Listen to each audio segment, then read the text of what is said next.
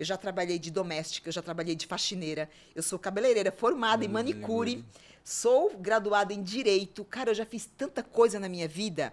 E assim, e eu cresci muito, porque eu sempre tive a humildade de querer aprender. E nunca escondi em nenhuma fase da vida o que eu fazia.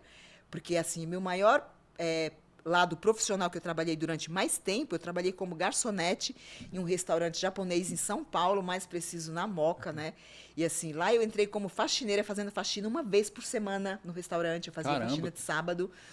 Na época eu morava com a minha irmã, né? Tive uma história assim, tive uma infância maravilhosa, fui criada pelos meus avós, né? Meus pais, infelizmente, eles, não vou falar abandonaram, mas eles deixaram a gente com os nossos avós no Nordeste. Eu tinha apenas 1 ano de idade, fomos criados por eles, né? Trabalhei na roça com 5 anos de Ó, idade.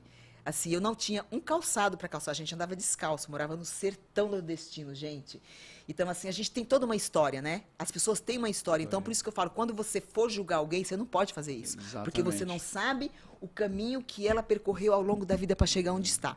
Eu falo não só como atleta, mas qualquer profissão. Todo Sim, mundo tem uma história, então por isso que é importante a gente respeitar as pessoas.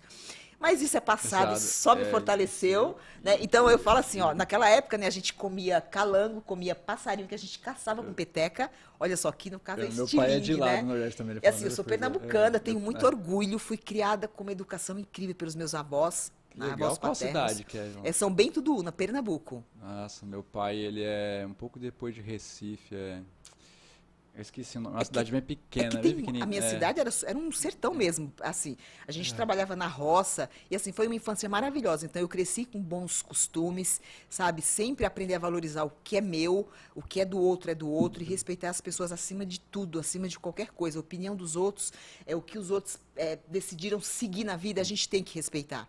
Né? A gente tem que cuidar da nossa vida. Eu sou da seguinte opinião: se eu não posso ajudar você, por que que eu vou te atrapalhar? Eu não tenho Exatamente. esse direito.